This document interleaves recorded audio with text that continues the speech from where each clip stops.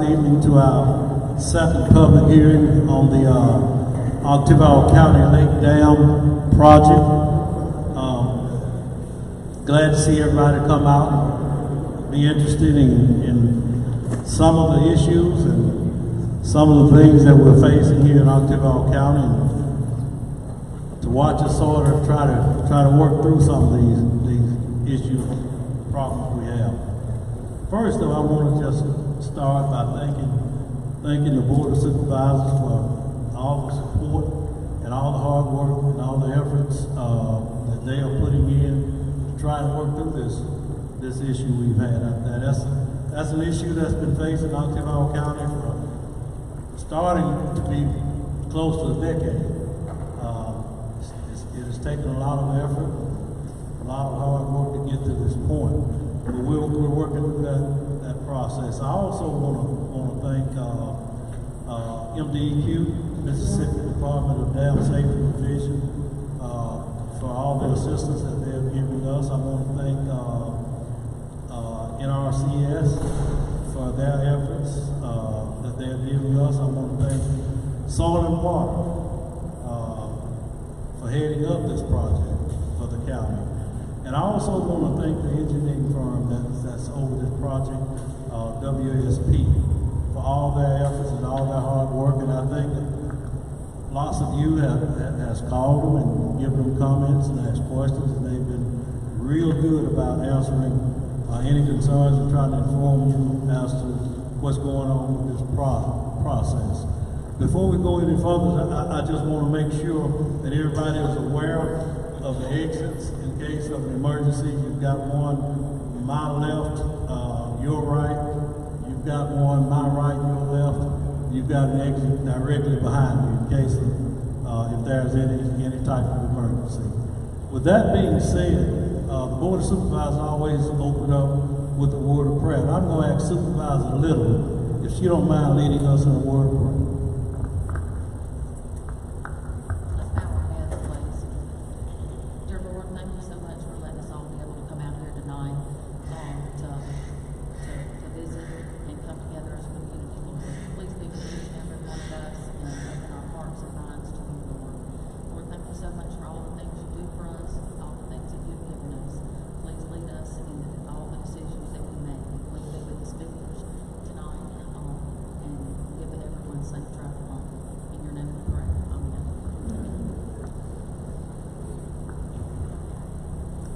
Thank you, Supervisor. We're not going to delay the time any longer. We're going to go ahead now and turn it over to the engineering firm WSP, Mr. Scott Taylor. Oh, thank you, Mr. Howard. Thank you, Mr. Howard. Let me make sure I get my sound right here. I'm not used to wearing one of these. But I appreciate everybody coming out. I know this is a very important topic for the community. What we're going to do with this dam, but tonight is mostly going to be about the alternatives. We're going to go over a little bit of the stuff we talked about back in December. We're going to talk about what the program is all about, what the NRCS program is all about. We're going to talk some about funding opportunities, how this is getting funded. We're going to talk about how we develop some of these alternatives, what the process. We tried not to be in just a black box to say, okay, you guys go away, we're going to go do all this work and then come out and say, here, this is what you got. So this is part of the process. We had the first meeting to kind of help develop the scope. We opened it up for questions. We opened it up to allow everyone here to send in comments to determine what they thought the course of action should be. And we tried to answer those as best we could. Some are just part of the process, and so they'll get answered in time. But this meeting is all about talking about the alternatives that we've developed to date and discuss the pros and cons on some of these alternatives. And then you'll have a chance after that to say, well, this alternative, it doesn't work for me, or how did you do this alternative or that alternative? So we'll open up the floor after I'm finished with this presentation for questions. Everyone will have an opportunity to say what they need to say or ask a question. I'm not saying we're going to be able to answer all of them, but we'll answer what we do know, and we'll write them down, or they'll be a matter of the record, and we'll get back with you on the answers. As we can't get too close to that speaker, right? All right, thank you guys. I may have to move this over a little bit to get my slides. Hold on just a second. I need somebody that actually preaches on Sunday or something that knows how to use these mics. All right, let's turn this back on. Let's try this again. Hello, check. All right. Let's see where we're at. Okay, some of these slides you're probably not going to be able to see, but you all know where you're at in the watershed. This is just a view shed of the topographic relief. You see right in the center of your screen there is the Oktibbeha County Dam. Downstream, you can see the highway that kind of splits across right there. So I'm going to keep having trouble with this mic, I think.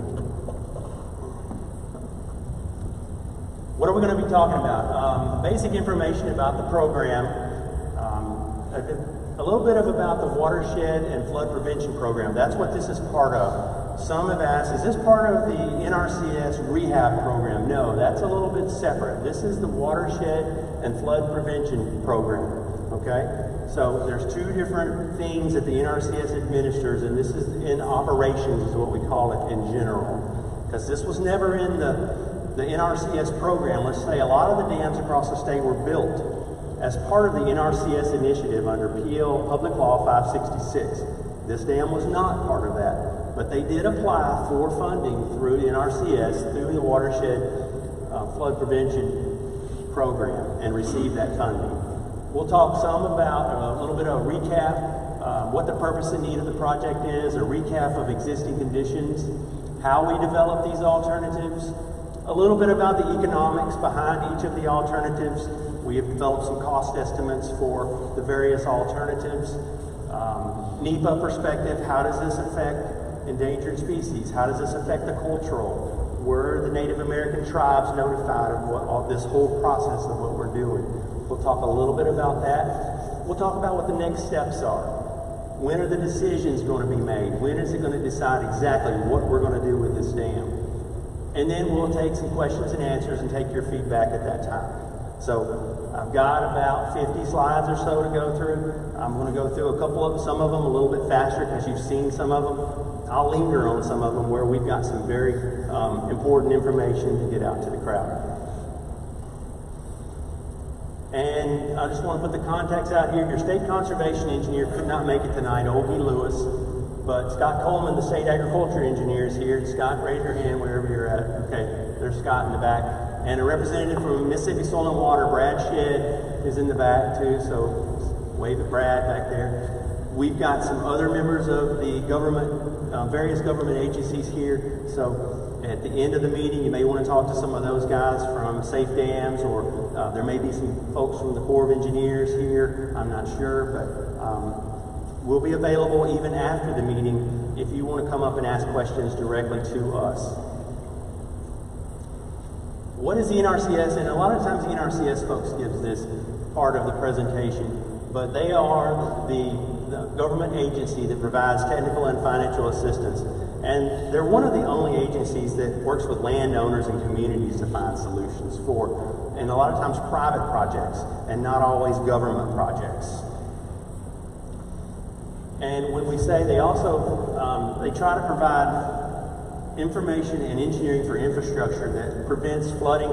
And I want to say something about flooding. Sometimes we talk about flood prevention, and sometimes we talk about flood reduction. A lot of times they're used synonymously when really we're talking about reducing flood. You're never going to prevent flood entirely, prevent flooding, but you can reduce the level of flooding. And so that's a lot of times what we're talking about is flood reduction measures. And this is, like we said, a partnership. The local sponsor is Oktibbeha County is the sponsor in this case. And in a lot of cases by law, NRCS can pay for 100% of the installation costs. And I'll talk a little bit about that. But that is for a flood prevention project. And I'll have a table up that shows what they can pay for and what they can't pay for and the different levels of what they can pay for. But if it's a flood prevention project, it's 100% engineering and design, 100% installation and construction. There are some other things that the county would be responsible for, such as land rights, such as operation and maintenance going forward for whatever alternative we choose. But we'll go a little bit more into that. Some responsibilities, we just talked about it for the sponsor. What they have to provide is on the screen. I won't read all of it, but if there's any permits or any licenses, they have to provide that. And if there's any taxes that go into, come into effect, maybe there's a tax to provide maintenance cost or something that they could levy. They have to have the ability to levy taxes. They also have to implement zoning. You're going to see one of our alternatives that's is a significant hazard alternative. So that means there's no houses that flood in case of a breach. And so you say, well, there's already houses down there. So as part of that alternative, we have to make sure those houses are either raised, eliminated, or something has to happen to remove the hazards. And that way, for a significant, we could have the dam a lot lower than what we have to have for a high hazard dam where we leave the homes in place. So just a little distinction there between those alternatives. And that goes into play for zoning. So they would have to prevent anybody from building a house in the future. I almost forgot where I was going with that. In the future, in that breach area, so they say, okay, there may have to be some type of a zone or something there to say, nope, you can't get a permit to build a house there because it's in the flood breach area. Or if you do build a house, you have to be within your finished floor elevation above that elevation that's predicted to flood. Oh, and last but not least, you saw that they had to provide, like I said, operation and maintenance. A little bit about us is we're a watershed. We provide watershed planning as WSP, environmental sciences, engineering, and flood reduction and control measures. And we work routinely with the NRCS on these type projects nationwide. There are several changes within the NRCS on these programs and what exactly are supposed to be the result of these programs. So I was out in Lincoln, Nebraska last week talking with their leaders about exactly what these plans should look like going forward, because they're changing from what has been known as a P&G, a planning guide, to a PRNG. So there's different ways to do this now than we've done in the past, but we feel pretty good about our process. And all this is the planning process, and we're following that process as we look at these alternatives. And again, some of these slides are not really down to the nitty-gritty of alternatives, but I'm going to tell you a little bit still about our program. Our program is, first and foremost, science-based, engineering-based. So all the alternatives you'll see is based on modeling we've done, natural resources, cultural, all the different components that go into making these alternatives. We look at the most feasible options. We integrate, like I said, the social, economic, and natural resource concerns, and we try to be good stewards and make good decisions. Authorized purposes. This is a big one here. This is the different parts of the WFPO, the Watershed Planning Program. You can have flood prevention, or it should be flood damage reduction, watershed protection, maybe it's sediment reduction.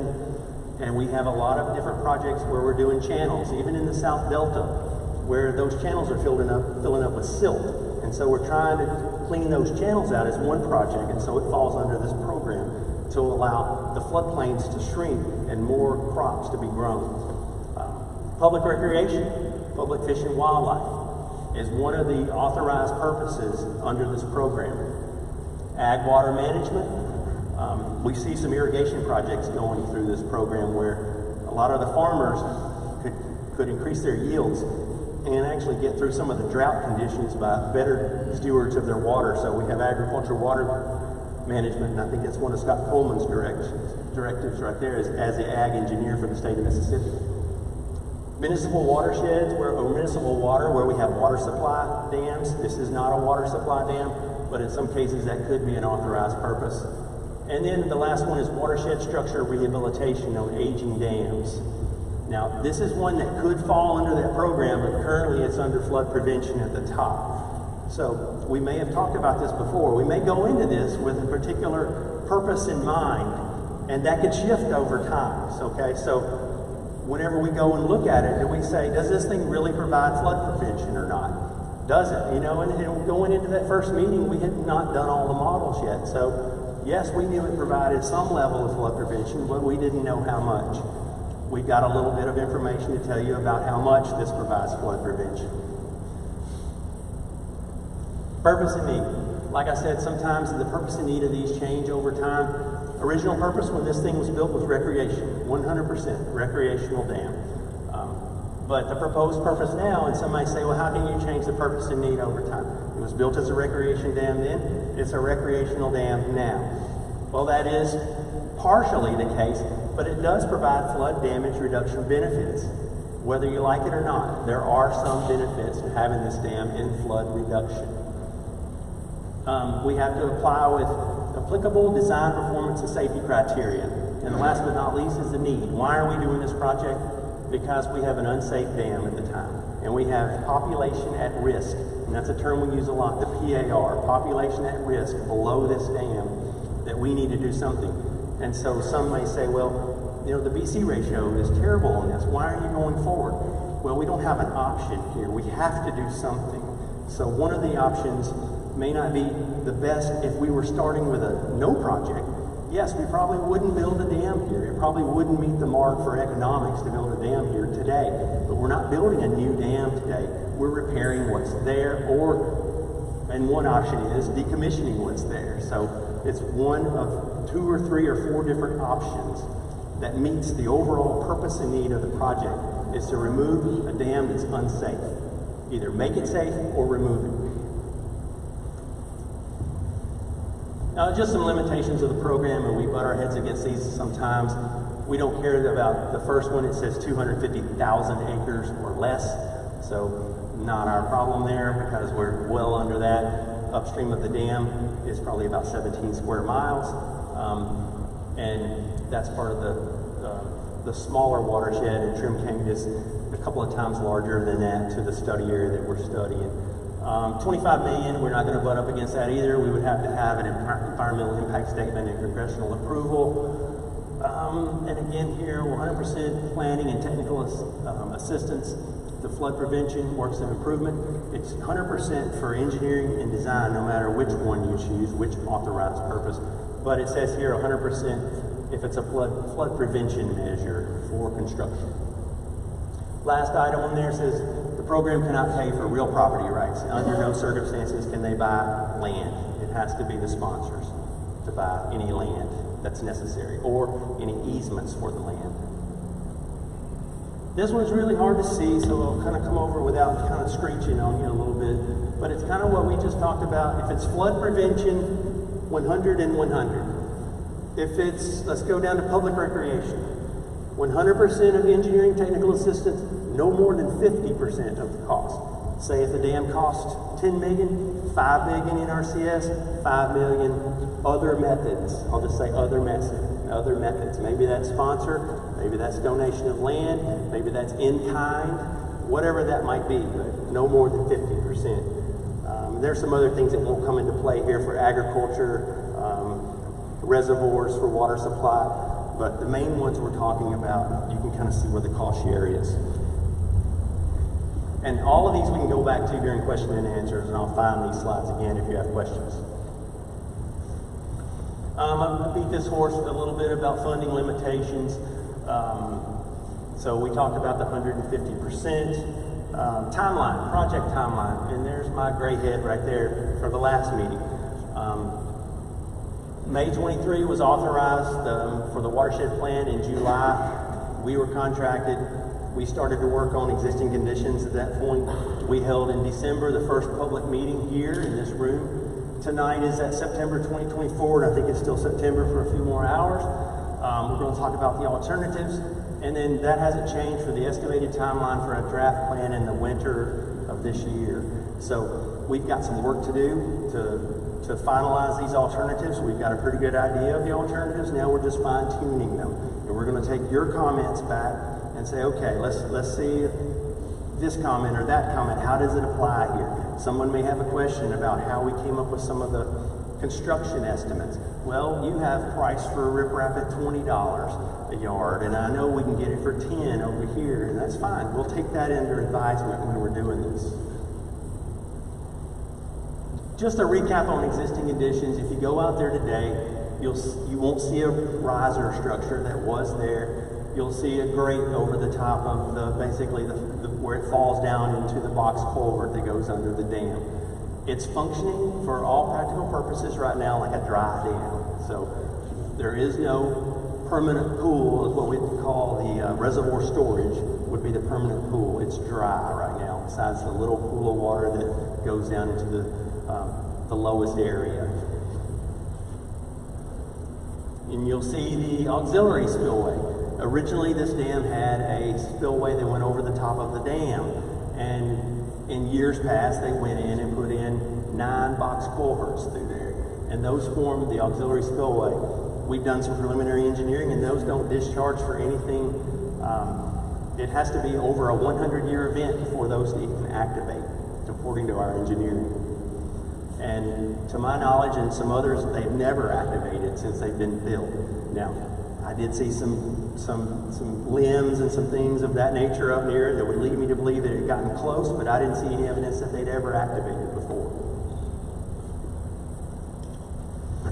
There's a dry pool out there. What would normally be where you see the dirt area would be permanent pool. There's the NFIP map. That is the flood zone that FEMA regulates to. This is a Zone A floodplain, and those of you not in the FEMA world, a Zone A is an approximate floodplain. It's not a detailed study. For a detailed study, you would see base flood elevations, lines going across, and you may live in a community that have those, and even in this county, Tibaha, Lowndes, some of those have several streams that are in the NFIP program that are in a detailed study. So there is a model backing this up, all this information up, but a lot of times they don't have bridges incorporated in the model. Sometimes they do, but they just call it a Zone A approximate study. Where does that come into effect? Once this plan goes final, they'll have our models. The FEMA will have availability to use our models to develop a detailed study if they so choose. Okay, next one is a pretty big one, and it's the dam breach analysis. At the last meeting, I presented some older breach analysis that were done. Some were done by the county, and then we completed our own dam breach analysis. We looked at the old one. We thought the extents were a little bit far, so we went to the extents we felt were applicable based on state of Mississippi criteria. We went to just a little bit shy of where Sun Creek comes in. Sun Creek comes down and joins, and we went just down before it reached that confluence. And what that means is we went as far with the dam breach analysis to where it merged with the existing 100-year floodplain. We felt that was adequate for this level of study. Now, when you look at this map, the dam sits about where my hand is, and I know you can't see that very well from here. You can see another tributary coming in over here, and that's coming in just downstream of the dam. With the dam breaches, what that means is if this dam in the middle of the night, during a hard rain event or even during a sunny day event, but this was modeled on a hard rain event, if water gets all the way to the top of the existing dam and it starts to spill over the top, and then we see some erosion, and then eventually the dam just collapses. How big is that floodplain downstream? So, and then we actually predict how fast it would reach each one of those houses that you see stars on here. And so we sent a survey crew out, and you may have seen him at your house if you live around there measuring your finished floor. He went to houses on the upstream side, he went to houses all through here, and went to their finished floor elevation, their first livable floor, no basements, but the first livable floor, and took an elevation. And with that elevation shot, we know the elevations all along this breach area, and we compared them and said, okay, this house over here, way over here, it's fine if it breaches. This one over here, it's going to go a foot underwater, or this one's going to go 2 foot underwater. And so where you see the little stars on this map are several houses that are impacted for a breach.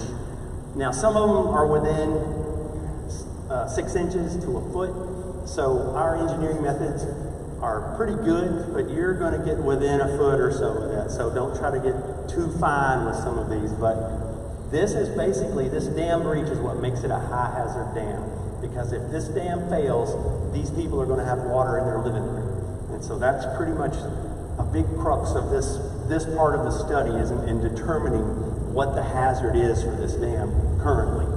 And that's what we're going with. And eventually, and this presentation will be available to you. So if you want to, it'll be on the county website, and we have a website for it that I'll talk about a little bit too. So you'll be able to go in there and look at it as well, in case you can't see them very well, and you know, you're back in the room. Can I ask a question about the flood? Is that what year flood is that? It's not associated with a year flood. It's just take the water all the way to the top of the dam. And so there's a criteria that you run in a breach analysis. It's called TR60 is the program. And then you route it through an unsteady HEC-RAS model, 2D model. And so we use the terrain that's available from LIDAR for the community and run it through that terrain model. And it used to be, and I'm going back a little bit, we used to use a HEC-RAS 1D model, so you would just have cross sections all the way down. But now it incorporates the whole terrain when it's using its routine. Alternatives. All right, here's what we're going to get to a little bit. Alternatives. NRCS regulations require you to consider reasonable alternatives, is what they say, reasonable alternatives. You have to consider a future without federal investment. That's the do-nothing alternative. That's what all the rest of them are based off of, is if the federal government walks away from this project and it's left to the county, and it's not including what county resources has to fix it, but if the federal government doesn't do anything, we're just going to leave the dam where it is. So we call that existing conditions, okay? The next one is federal decommissioning.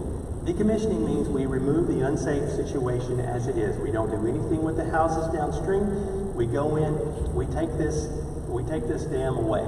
And some say, well, why don't you just cut a hole in it and call it a day? Well, there's cars driving over it every day, school buses driving over it every day. And we have to do something with, and I'll get into this a little bit more, something with all the dirt that you dig up from that. So there's different things that have to happen in a decommissioning.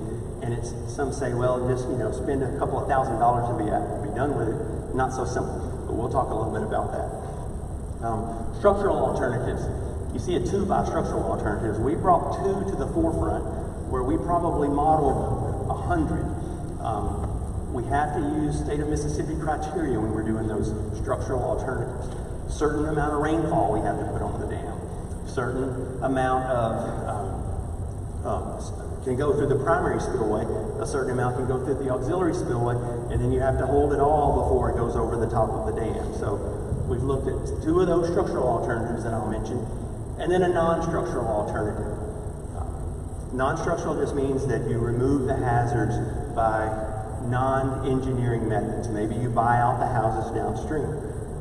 I'll talk a little bit about this non-structural in that it's not as relevant since the dam isn't parked on, a road is parked on top of the dam, so we're going to have to get into something structural on that, short of closing the whole road down.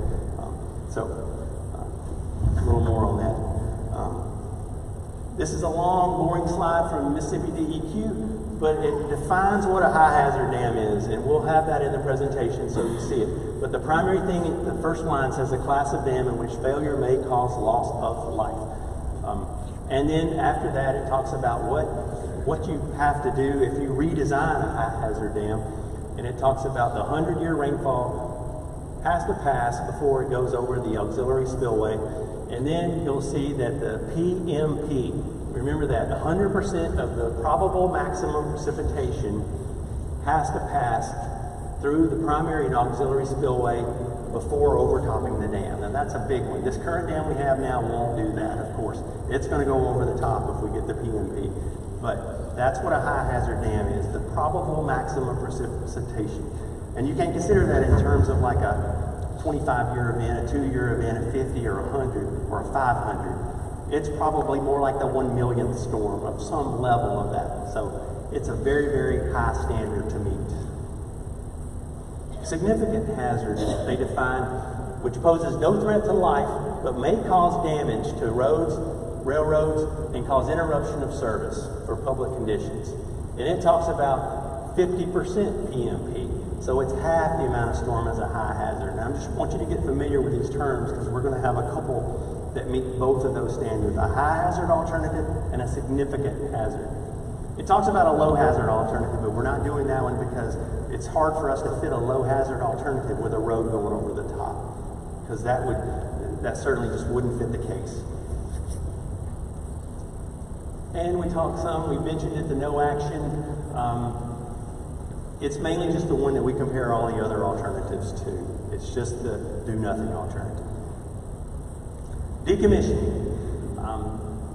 That is breaching the embankment to remove the detention storage function of the dam. And like I talked about before, they've already knocked the riser off, but it's still functioning like a dam. And in all senses of that word, it's still a dam. Because if it rains, let's just say the 100-year event, it's going to back up on that just like a dam and have to spill out through the same spillway that was there. The spillway's gone, but it still has to go through the structure. So that would be breaching that embankment to remove that storage function, taking it down to the original ground elevation, the ground where the dam was, restoring the former stream channel in the reservoir area, reconstruct any roads as needed, any kind of riprap that's needed for channel protection, seeding and mulching, and removing that primary inlet structure, which part of it's already removed, but we'll be removing the rest of it. So, decommissioning. This one's, I've got a blow up of this on the next slide, so don't try to read any of this yet. But this is all the engineering that would have to go into removing this structure. And I'm going to zoom in a little bit and come over and just point out to you some different functions for this. From an engineering standpoint, we'd be removing the embankment from the whole, all the way from Walter Bell Road, all the way to the start of the dam. We'd remove the principal spillway conduit, which is about 180 cubic yards of concrete.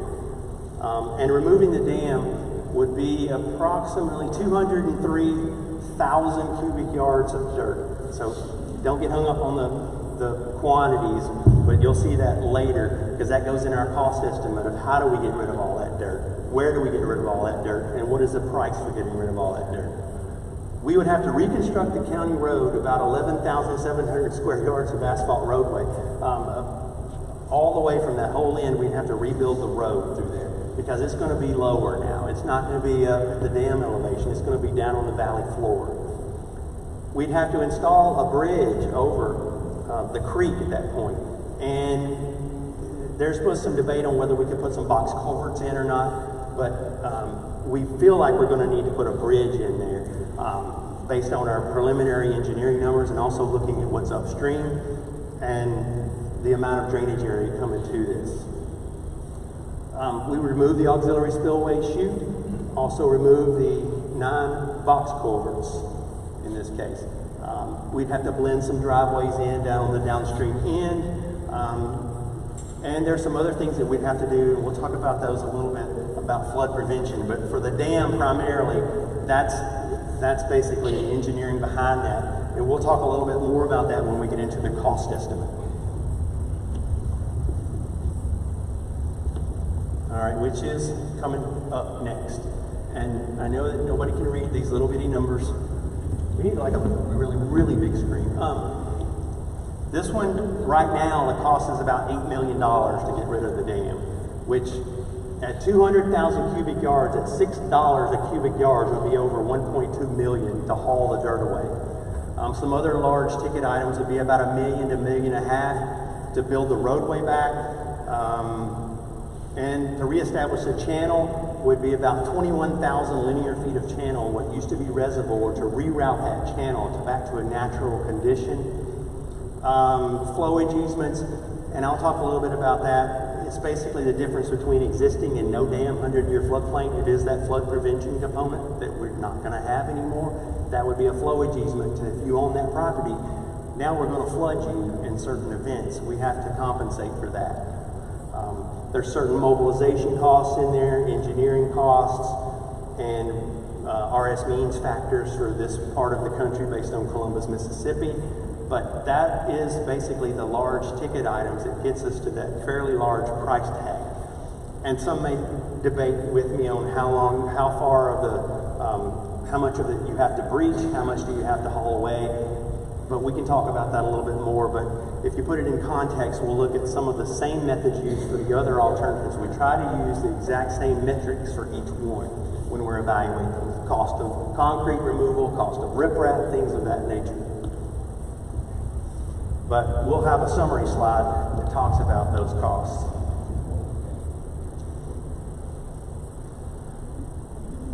Two structural alternatives we talked about, a high hazard one and a significant hazard one alternative. And this is just some, when we talk about significant and high, I mentioned the PMP, the probable maximum precipitation. And these are the precipitations we use. And one of the primary one you can look at is that 41 inches of rain. That's what we would have to hold for a high hazard dam, 41 inches of rain. That's a lot. That's what they got over in East Tennessee this past weekend, to put it in perspective, with some of those dams where you saw it just flowing over the top. Well, the high hazard criteria says that can't flow over the top. We've got to hold that up to that amount. And half that PMP would be half that. So those are just some engineering things for some of you that keep up with the engineering. We can talk a little bit more about what that means a little bit later. High hazard rehabilitation. You can see the dam itself, if you want to look at it, it keeps on coming on around for the most part. You don't really think about this part being the dam on this little tail over here, but it still is considered part of it. It still has a little bit of elevation, so we looked at that. And there is a 48-inch drainage pipe over here that's a little, we would have to do something with that, but on any option. But I mean, blow that up a little bit so you can see a little bit better. High hazard. Okay, the big thing about a high hazard alternative is we got to raise this dam 2 feet. It's 2 feet low. Now we had the option to go in and lower the normal water elevation, which is the permanent pool elevation, but we didn't want to do that for any of the options. We said if we're going to do an option, let's leave the water where it is. And where I say where it is, where it was before the riser was knocked off. So we started at that same elevation of the old riser and went up, but we didn't have enough elevation to hold the whole PMP before it overtopped the dam, so we needed to go up 2 feet. Raise it 2 feet, and that would be about 43,000 cubic yards of fill. We would also have to, in this case, just like we would decommissioning, we'd have to build a new road on top. If we're going to fill the whole thing, we're going to raise it 2 feet, we got to go up. On all these options, on high and significant hazard, you're going to see that downstream slope go to 3 to 1. Right now, if you go out there, that slope's more like a 1 to 1 or so on that downstream side. We need to flatten that out. We're working with our geotechnical engineers on exactly what that means and some of the seepage requirements, some of the things that also go into a dam design to make sure we're meeting those requirements. I'm an H&H guy by trade, so I understand the models a whole lot better about the geotechnical than I do the geotechnical side of the house. When we look at this, we're going to have to put in a new spillway. For the high hazard, you know they had 9 culverts there now. We would need 30 of them out there. 30 of them. So it's ridiculously expensive, and it'd be really wide because we have to have that additional auxiliary spillway width. The riser we'd have to put out there would be a 36-foot wide by 12-foot long, very big. The biggest riser I've ever seen, actually, for the NRCS. I don't know of one they put up any bigger than that, but it can be done. Let's talk about the the conduit. We're going to go with the same size conduit that's out there right now. Right now, well, close to it. Right now it's a 13 by 12. We're going to go with a 12 by 12 in there. We're going to try to use some of the same reserve, it's the white font there, use some of the same wing walls if we could, but that would pale in comparison to the price of the entire project. But just keep this one in mind. This is the high hazard criteria, raise the dam 2 feet. That's the primary one, and an extremely long auxiliary spillway. And there's 3 different ways water can go around or over or through this dam, right? It's through the primary spillway. That's what we always talk about, the big box you see in these lakes where it flows into the box and out. The auxiliary spillway, those box culverts you saw way up high. That's where you want the water to go if you get the really big one.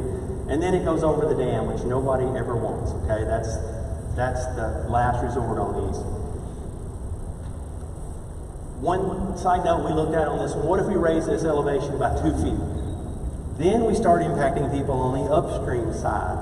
of the dam. So we had to go and see what would happen to the residents, what would happen to this subdivision, what would happen to landowners, what would happen to this TVA, or not TVA, this utility crossing that goes out through here. And so what you see in red along the periphery would be that 2-foot addition.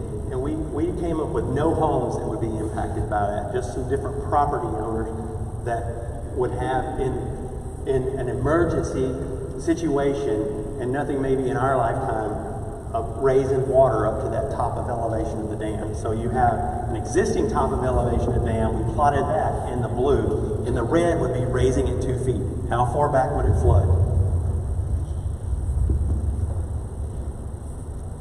And the cost on this one. That one, if you can't see, which nobody can, is $11 million. It's $11 million. And you ask where, you probably already know where the high dollar ticket items are.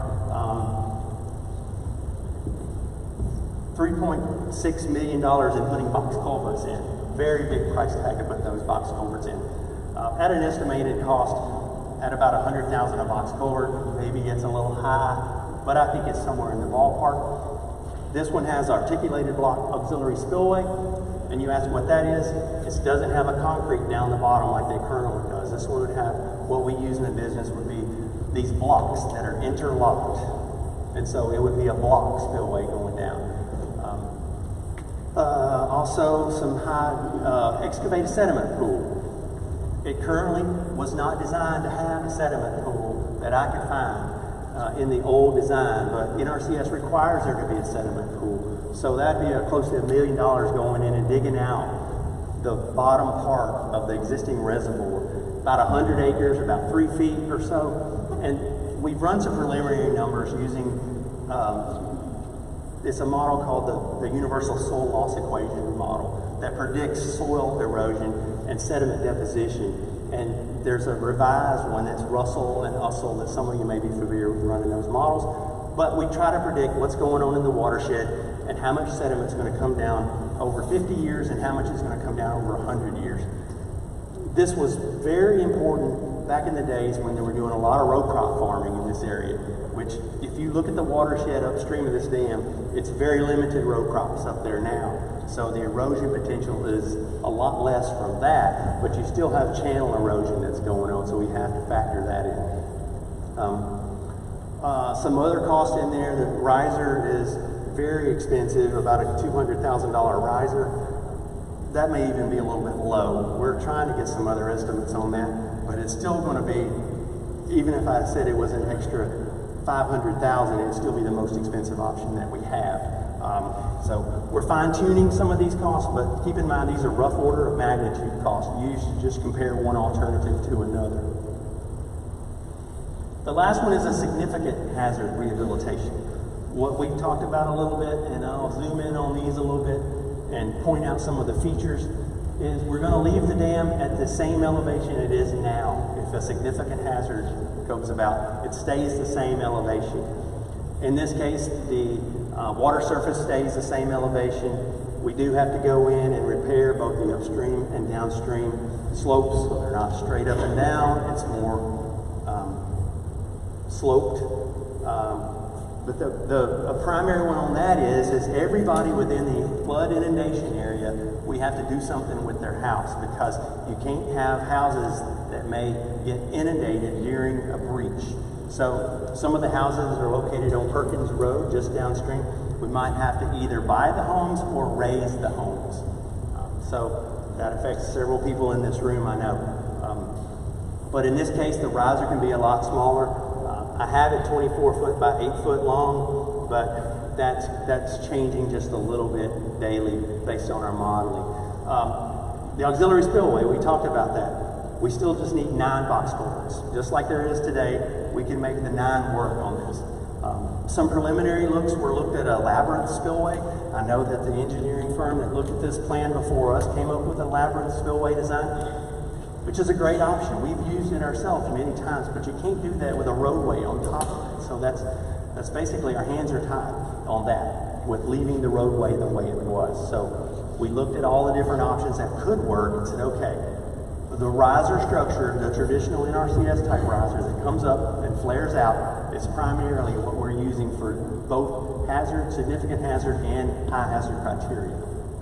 It's all dependent on the weirling on those risers, and what I mean is how much area does it have or width to water to flow into that riser.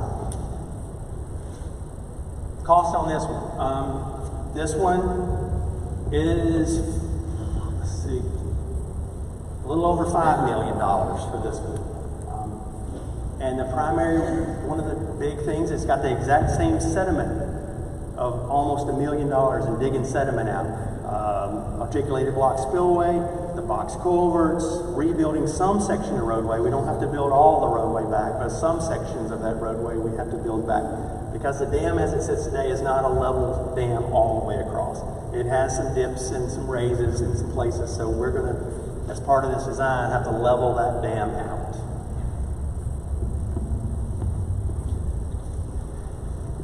There's lots of contingency built into this too. There's 20% contingency. There's different things in there that account for some of the unknowns. Oh.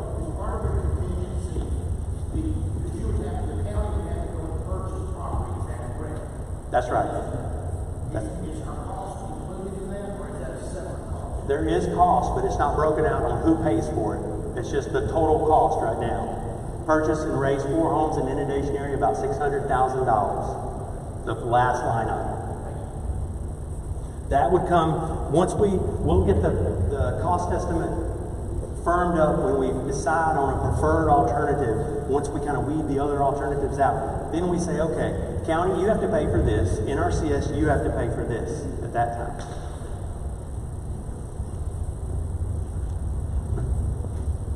So, let's see. A couple of more alternatives we looked at, we eliminated. Some vegetated auxiliary spillway wouldn't work in this case because we have the road over the top. RCC, we look at RCC spillways, which is a reinforced concrete. It's probably not as good in my opinion as the articulated concrete blocks, but we did look at it. And last but not least, the labyrinth weir that we've talked about, we looked at that. Those are pretty expensive, but we just don't have the space to put it or the spillway to put it through once it goes through the labyrinth. Other alternatives, we have to look at that non-structural, and like I say, in this case, there is the road going over the top. Other measures, if you did include a non-structural, would be acquisition, relocation, regulations, floodproofing, anything that doesn't involve building something is with non-structural. All right, this is just a recap of those 3 alternatives and how much they would cost. And I want to emphasize here, the costs are not the only driver in this. There's other things that we have to look at. I mean, you see that, say, high hazard is 11, significant hazard is 5, and decommissioning is in the middle at 8. There probably are some ways to reduce some of these, like the decommissioning. And some may say, like I said, can you take out just a chunk of this dam and leave part of it in place? But then you have to do some more roadway measures to have a ramp going down to the bed and then go across a bridge and then come up the ramp to get back up instead of removing all of it. But it's certainly worth a discussion. So in some of these options, can you get it down 500,000 or $1 million? Certainly. But when we're just looking at these rough numbers to compare one to the other, that's kind of where we're at. And we'll have a chance for you to look at these alternatives and these costings on the website or this presentation, and you'll have an opportunity to say, this just looks all out of whack. Can we revisit this? And we'll certainly have that conversation with you. This is the big one, operation and maintenance, sponsor share. So Tillamook County is responsible for all operation and maintenance going forward. Right now, the current estimate is about $5,000 a year for vegetation control, dam inspections, and outlet structure maintenance, and other miscellaneous. You have to go out and exercise these wheels. It's going to have, if we do one of these high hazard or significant, it's going to have some different, it's going to have a drainage structure on top, or actually a wheel going down to the very bottom that you could open it if you needed to maintain the whole lake. And so it'll have that option to do that. Somebody has to go out and actually make that thing work. They can't just leave it and let it rust. We've seen too many in the state of Mississippi where they've just been neglected. Of course, it includes bush hogging. Right now, you couldn't put a bush hog on it because it's too steep. It's going to require riprap. Occasionally, some of the riprap is going to get washed out or washed away. 5,000 may be a little bit lean on that, in my opinion. Maybe it's up to $7,500 or $10,000, but just an estimate for right now.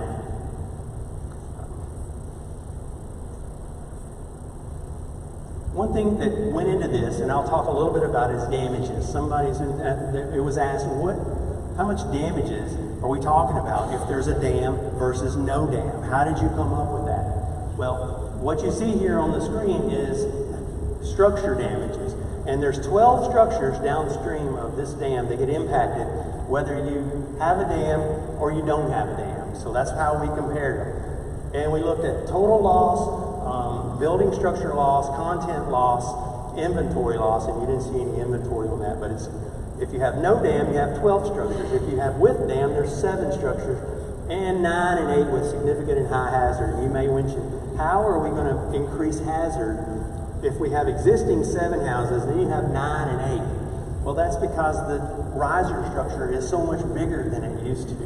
This thing's not going to hold its water back as long as it does, I keep saying in the current conditions, but in the as-built condition. The structure, the riser was so much smaller, so there was only so much water that could get through that. So it attenuated flows to a higher degree. This one's going to let the water go ahead and go. It's going to let it keep on going because it can hold up to a higher storm event before it goes over the top. So that's the big difference. But how do we come up with some of these numbers? We use a program that FEMA uses called HAZAS. It's a hazard estimator. It's a program they use to estimate losses for damages. And so we used our models we developed for with dam, no dam, and then alternatives and determine what those losses are. And what you see there are annualized losses. That's not a one-time thing. So we went and looked at the 2-year, the 25, the 50, the 500, and then amortize that over the lifespan of the project. So that's why you have to compare when you do your economics. You have a one-time cost to build it, but it gets amortized and annualized over the life of the project.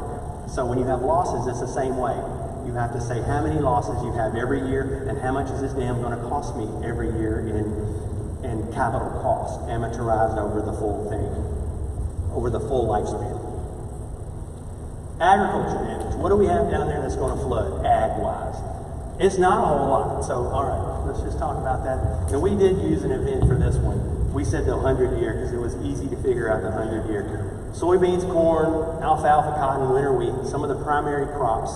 And you say, no dam, and this one was with a high hazard scenario, but you see that we have 413 acres of soybeans in the 100-year, inside the 100-year floodplain.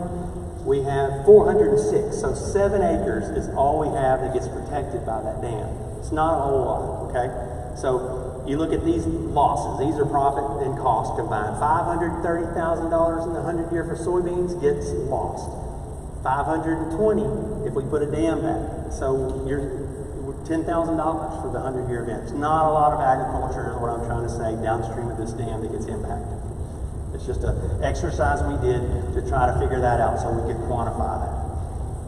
Oh, you see at the bottom, total benefit, $24,000. That's $24,000 is an annual event. No, that's a one-time. That's different. I'm sorry, I said that wrong. I knew I was going to mess that up. For the 100-year, the total benefit of the dam, with dam, without dam, is $24,000, agriculture related.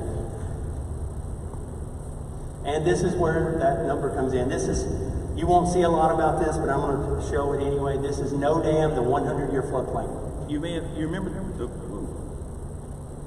just, Mike, look. I think I'm out of battery. Hello. Check.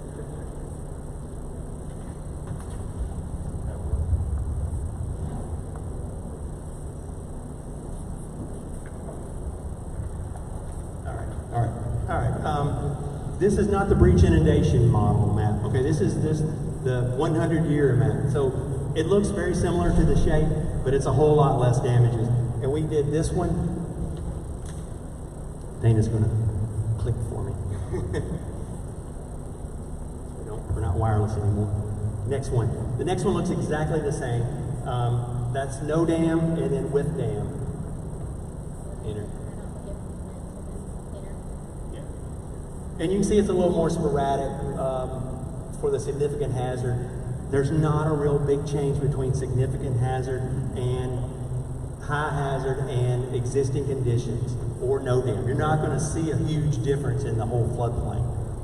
What the difference is in elevation, flooding elevation. There's different elevations that we modeled downstream. So the floodplains will look similar, but it's not like we're going to flood the whole map downstream in a no dam condition versus a with dam condition.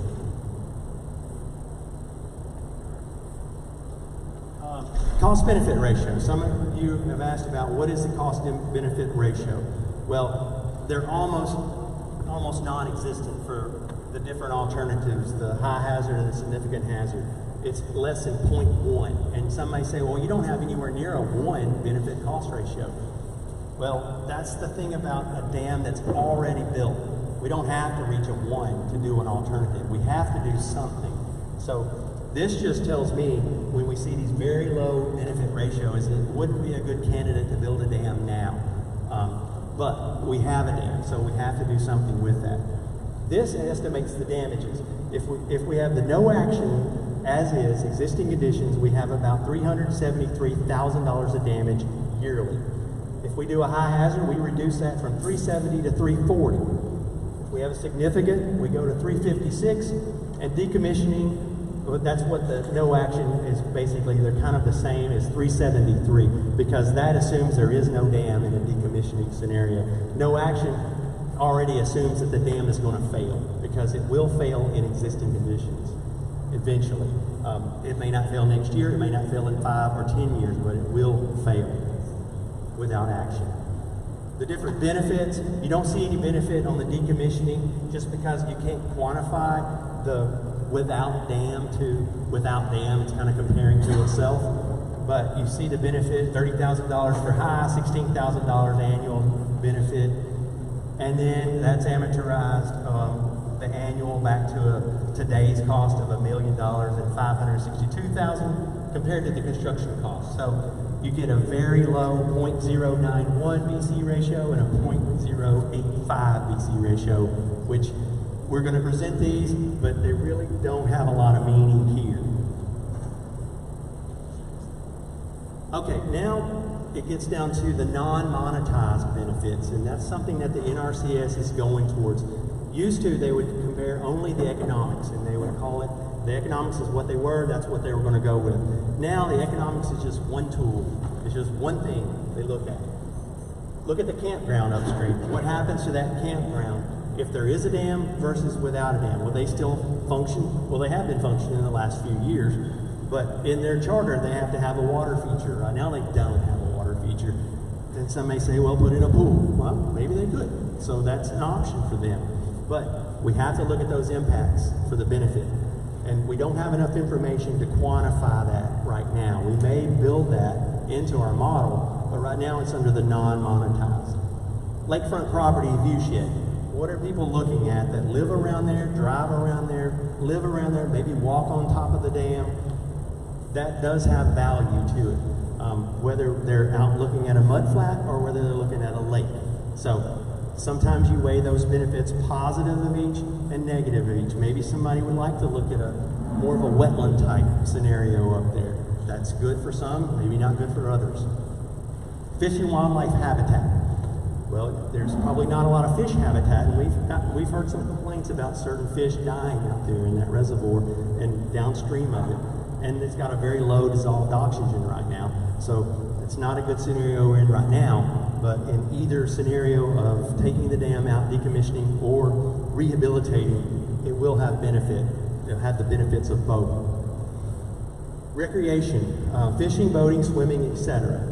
And I know there's some contention in that of who has the rights to this lake and how can we count that as a benefit when we can't use it as a benefit. That's under current litigation right now, but we have to look at it the way it's going to be in the future. So it does have a recreational benefit to it. A big one right here, we talked about risk of loss, which is population at risk. How many people are going to lose their life if this dam fails? So what we were told by the Watershed Management Center, the NRCS, one of their governing agencies that writes a lot of the rules, is even if you have a very low BC ratio, you still need to do something. So that is the driving factor, is risk of loss of life of a failing dam. Last one I have listed under non-monetized is the use of the County Lake Road, emergency services, bus traffic, and so on. So that's not monetized. We could monetize that by additional miles that you would have to drive, but also it would be time of services, of critical services that would be necessary if somebody needed medical services or fire protection services, whatever those might be. NRCS, what are we tasked to do? We have to plan to meet all the NEPA requirements. We have to look at public input and analysis of social, cultural, and environmental resources. If you have a comment and you give it to us, it goes as a matter of a record in this environmental assessment. It'll be in the appendix of this. So your voice will be heard in this. Alternatives have to be feasible, impacts and economic benefits have to be feasible. And we talked a little bit about that, about right now, all of our analysis was for flood reduction. NRCS may say, hey, wait a second, you're only getting minimal flood reduction. It's a recreation dam. Recategorize it, reuse at recreation, and we'll still pay for it, for part of it, but not to the level that flood reduction would. So that's not our call. We'll put it through to if we say we're going to rehab the dam and they're going to pay for it, we'll put it through for 100%, but they may say, nope, that's 50%. Go back, find some more money, community, redo this. Or we may say decommissioning, and they say, well, you didn't look at the environmental impacts correctly, but we're going to use their protocol and send it to the NRCS once we have our preferred alternative, make sure it meets all the mark of all the review agencies, and then we'll finalize our plan. We talked a little bit about NEPA. That's the National Environmental Policy Act. That's what the government has to look at for any project that they do. When they spend federal funds, they have to look at all these different areas, social issues, public safety, migratory birds, what birds are flying over, environmental justice, fish and wildlife, flood control. All these different components have to be built into our alternative matrix, which they are. Air quality, you think what air quality impacts are you going to have for a project like this? Well, there's going to be hundreds and hundreds of dump trucks coming in, and they'll have air quality issues. So we have to look at during construction, after construction. One we don't have to worry about is coastal zones. Cultural resources. We have initiated the Section 106 consultation, and that's what they call it in the Mississippi Departments of Archives and History, MDAH. Makes us look at a desktop survey to start to see if there's any previously recorded archaeology sites in the area. We found 21 different structures within the study area that are mid-50s with about 17 other structures from the early 80s. So we evaluated these structures to see if they would be eligible or not. The dam, we also evaluated to see, since it's over 50 years old, but it was determined not to be significant because of the significant modifications that have been done to it through the years. So also we've sent out letters to the different tribes. All of these tribes have been consulted on what we're doing. We've gotten letters back from several saying that they're not interested or keep us posted on what you're going to do, but we've initiated that consultation. And us as consultants can't do that, so we had to use the NRCS to initiate those consultations. This will wind up to be a programmatic agreement, even whether we decommission the dam or we go with an alternative, a structural alternative. We have to have buy-off on all these tribes before we can move forward. Natural resources, we did a preliminary study and looked and see what the federally and state listed threatened and endangered species in the area were. None of these are new to us. The northern long-eared bat raises its head on most of all of our projects. The peregrine falcon, the alligator snapping turtle was formerly listed, it's not listed now. And there's a couple of pictures. What's this one, Dana? That's the sunflower, and there's the monarch butterfly. But we have to evaluate each one of those resources as part of our study. What's next? Gathering input. What we're doing here tonight. We're going to listen to everybody. We're going to listen to your comments. You'll have a chance to go up to the mic. We'll record your conversation. We'll enter it into the record. After that, selection of preferred alternative. After we've talked with each one of you, or whichever one that wants to talk and discuss it, or put their comments in the record, we'll talk with the sponsor, we'll talk with NRCS, we'll have some other meetings to say, all right, which one of these are we going to go with? And like I said, it's not going to be a slam dunk to say we're going with the lowest cost. That hasn't been the case. We've done several in Mississippi that didn't go with the lowest cost already. Further analysis of preferred alternative. Once we hone in on a preferred alternative, we'll take it to the next level to make sure that it meets all the criteria. Cost share of preferred alternative. We were talking about that before. How much is the sponsor on the hook for? How much is the NRCS on the hook for? What are the other cost sharing potentials? Draft Plan EA. That's an environmental assessment that goes with a watershed plan. So it is called the Trim Cane Watershed. It's how this dam fits in the whole watershed. And so we'll be developing that plan. After that, we'll prepare a watershed agreement, and this will go final, whichever alternative that we decide to go with. Again, there's your NRCS contacts. I don't have my name and number up there, but it will be in the presentation on the website that we provide. You can reach out to me or the NRCS or Mississippi Soil and Water about this project. We have a website that we've developed that kind of shows a lot of the background information. We'll be adding to that now, some of this presentation, some of the alternatives, and so you'll be able to go out and look at that website. This is one slide that USD I always have to put up is the equal opportunity, no discrimination. If you want to file a complaint, there's some information on how to do that if your voice is not heard. Okay, well that wraps up my presentation, so we'll open up the floor for questions. So if you don't mind, we'll bring the microphone to you if you can't reach it, or if you can, just stand up there, state your name, and we'll start answering some questions the best we can. Appreciate it.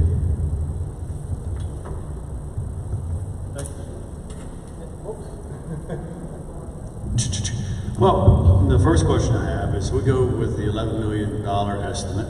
Could you state your name? Oh, I'm sorry. My name is Jeff Roberts. I'm a property owner in Tualatin County. So when I bought the property, there was a lake. And then within 4 or 5 years, there's no lake, obviously, okay? So we go with the plan of $11 million. Who pays for the county share? Is it us, the taxpayers? Are we going to raise our taxes to pay for this? It's probably outside your scope. $11 million.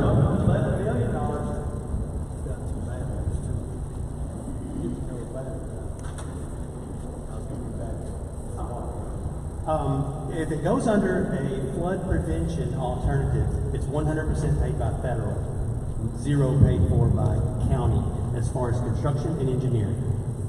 But didn't you go on record as saying it's probably least likely for that to happen? I don't know that. I would recommend it going under that, but it's not my final say. The other part would be if it was recreation, it would be 50% cost of construction. And that would be, yes, the sponsor would be on the hook, maybe not for entirely, but part of that. Yeah, so roughly 6.5 or 5.5 or whatever. Roughly. Yes. Yeah, because I can envision us having boat ramps and things that are attractions and not having as a recreational operation. Recreation can be a component of a flood reduction measure. That can't be. It could be a co-purpose. That's done everywhere. Okay. So I guess the other question I have, and I'll quit talking, is that I work for an insurance company, the largest insurance company in the world. And the global warming, which people from the federal government and here in the government, we hear about this all the time. And we understand that because it's not just what we saw in Tennessee and in the Carolinas. This is a global event. Like you look at the Czech Republic, you look at Romania, you look at Poland, and these places, these are more than 500-year events.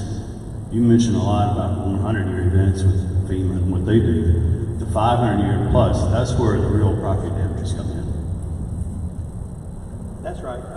One thing that we have to design the dam on is not the 100-year event, it's for the probable maximum precipitation.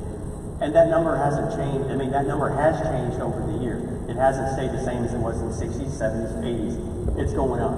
It's trying to match climate change now. Precipitation levels are going up, and that's recognized in the engineering. That's a good comment. Willie. Willie McKercher, Chief of the MDQ Dam Safety Program. Question on really definition. So you have the one where you're defining as a significant hazard. Why is it in that case, why is that being considered a significant and not low? Because you were talking about in the estimates you're going through, you're going to relocate 4 structures. I think that's what you anticipated being downstream. So how are you keeping the definition of significant? What we thought about was the roadway going on top of the dam, leaving it significant for that case. There wouldn't be a huge difference in the design parameters from a low to a significant as far as it's the 35% EMP for low and 50% for significant. The numbers could stay pretty much the same, but we didn't feel like you could have a low hazard with that roadway going over the top of it. Now, that could change. Yeah, I mean, state definition and regulations is that it's 50% for significant and for low hazard it's 35% or 100-year storm. So in this case, 100-year storm is going to put you at 10 or less. Right. And then your 50% is going to be a 20-inch rainfall event. So, it's a sizable. Because previously, without modifications, the existing spillways, it was able to pass the 100-year storm. Yeah. Without a question. It was actually very close to 35. So it was just trying to figure out exactly why you're still calling that significant. That's a good point, and that's certainly, it would still fall within the same realm of design, the significant and the low, but we'll revisit that. Couple questions. When you mentioned about the non-monetary studies that you did, when y'all were doing those studies, did you take into factor in possibly decommissioning and depreciating the value of the property out in that area? Also, the stopping of the new construction that's taking place because of the lake there, and also funding that the school board gets because the lake is there. Did you study all those factors? Those are in our factor matrix. They weren't on the screen, but we do have to look at the homes or the property. The property in Bulldog Cove, which is up into the upstream right, their property values, they were built overlooking a lake. We have to look at, like you talked about, what is the monetary income that they're getting from the dam? Is it from Wet and Wild? Is it from something else? And that's a trade-off on that of who gets to use it and not right now. The lake itself as a monetary benefit, and that's why we didn't include it right now. It is a non-monetary benefit, but those things you mentioned are true. The loss of property value, it's not, we don't have the loss as an economic driver, but it is a non-monetary one right now. And how did you go about valuing the properties down behind the lake? I think you said $600,000 for like 4 houses. We just looked at the various tax records as also is the various real estate online valuations. So just a combination of tax records and valuation based on recent sales prices for houses in the area, similar sizes, similar builds. And it's very rough. It's very rough estimate. I'm Barry Price. I'm a resident of Twin Star, Ludlow County Lake. At the last hearing, I asked a question, and my question was, what objective criteria did NRCS use to classify this as a flood control lake? And after seeing this presentation, I still have that question. Particularly, usually we try to do flood control projects to have a benefit greater than the cost. Now, I understand that we have a situation where there's potential loss of life. That sure sounds like a damn rehabilitation project to me. I mean, how much does the flow change? You know, we looked at the 100-year flood maps, and that's what we do flood control projects based on, right? A lot. Yes. And so, if there's no real change in that, it's hard to generate a benefit, and I think that's what you showed, was $24,000 a year. That was agriculture. You know, so, and I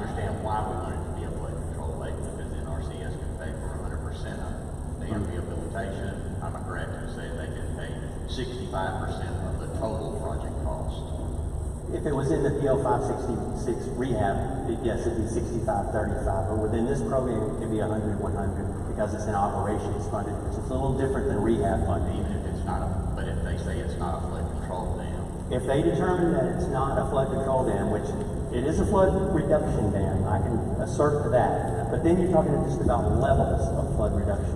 And then we're getting into how much levels of flood reduction are you getting to make it one. And it's very subjective, I agree with that. And how did it get in the program? They applied through the NRCS to get the money to study this. And it could be to study this to say that the decommissioning comes up, right? Good to study, but it was an unsafe dam. And so they applied to the NRCS and Mississippi office to see if this study could be commissioned. Now, I didn't have a lot to do with that, but that's how I understand it. And they used the Infrastructure Act money, not the PL 566 rehabilitation money to do that. but the watershed flood prevention program is authorized in PL 566. Yes, you are correct. Yes, it's the same pot of money, the same law controls both of those programs. So it's important for it to be a flood control dam to get this 100% funding. They get 100% funding, you are correct.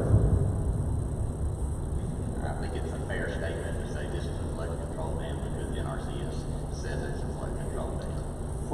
They commissioned us to determine if it was a flood control dam, and that's what we're doing. That's what I'm looking for, that objective criteria. All right, who makes that decision in NRCS? As far as what alternative we go Well, with, what alternative and what classification of the dam? okay, what that's going to happen is between Or the the state, classification of the project. the state conservationist, and the head guy in there will have the final say in combination with the sponsor, and then using what we would recommend.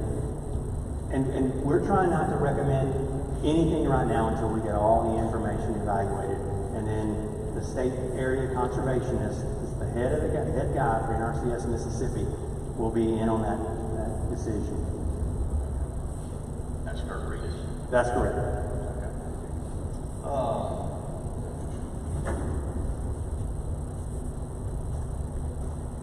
The breach inundation of the high hazard dam, there's 4 houses that are Yes. impacted by that. Yes. That's a lot of, I understand if I lived in one of those 4 houses, I would be very concerned. But the difference between the significant hazard dam and the high hazard dam is, in the case of the significant hazard dam, those 4 houses would have to be either relocated or eliminated. That's correct.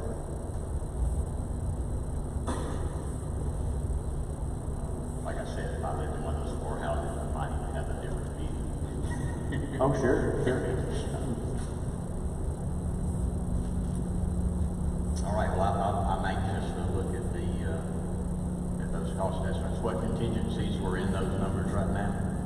It was that slide. I'll tell you exactly.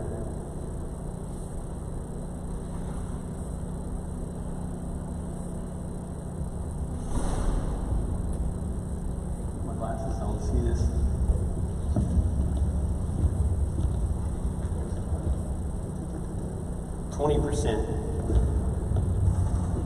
My construction experience would say for a project with this level of definition, that's think it's high. very small. Oh, very small. I think that's Okay. very small. Well, there's some other things built into this that are estimates too, like and I won't say too much about it, like a 5% mobilization. Sometimes the mobilization is like 50,000 for a project, but when you're talking 5 million and 5%, you got a pretty good number. So contingency is those unknowns. Oh, yeah. That's all it is unknowns. And we have a lot of unknowns on this project with this level of definition. That's true. All right, thank you. Thanks, Barry. I want to say, first of all, as I stated at the beginning of this meeting, the board has been extremely supportive, trying to get this issue taken care of. But myself personally, I had my shoulder against this boulder for over 8 years, pushing on it. And what I'm sort of having a hard time understanding is, first of all, I want to ask everybody in the crowd, if there was a possibility of Oktibbeha County getting 100% federal money to take care of this issue? Raise your hand if you wouldn't want to see that happen.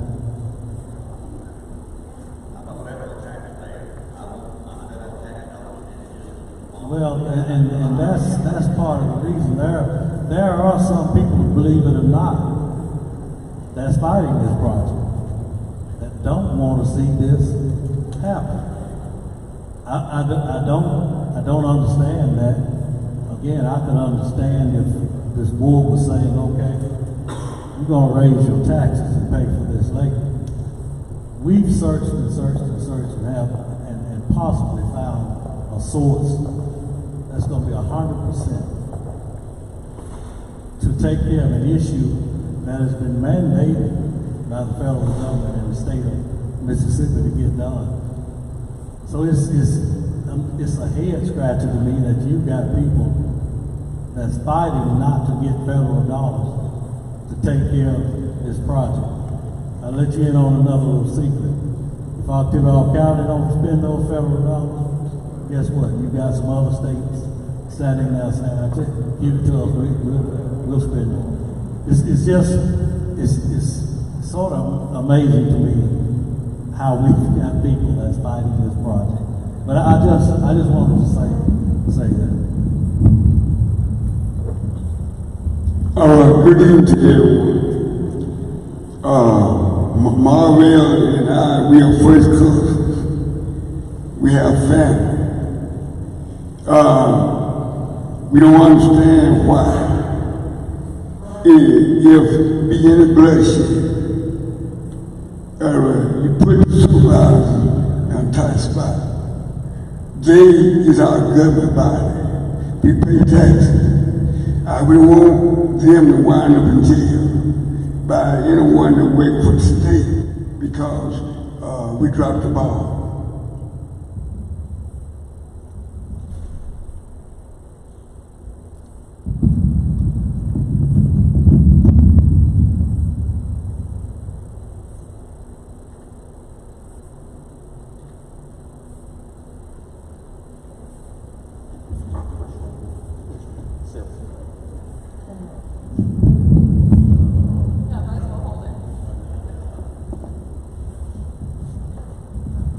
Thank you. My name is George Seals, and I'm a resident here of Oktibbeha County. And before I ask the question, I want to make a little response to Supervisor Marvell's comment about why. I'm not sure the people heard everything you said. Y'all going to pay, if it goes into category 1, you're going to pay what it's going to cost to design and construct it. But at that moment, when y'all put the final payment on it, you're going to turn it over to Oktibbeha County. And they're going to be responsible for it the rest of the life of that project.